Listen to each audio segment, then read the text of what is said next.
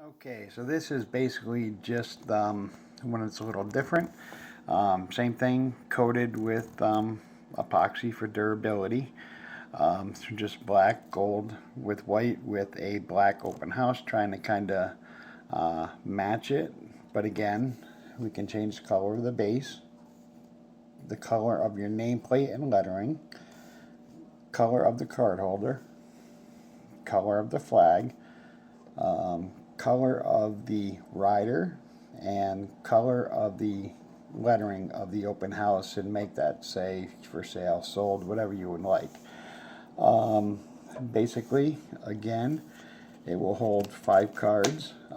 Give me 1 sec, I'll just put them in there for you.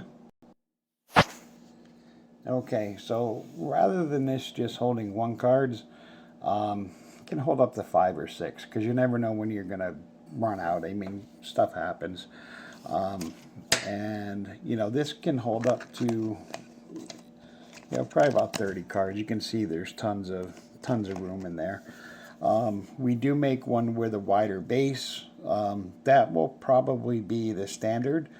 The lighting is terrible. I mean, it looks like it's just a glare from the light, just kind of makes it look odd, but this is much more durable and sturdy.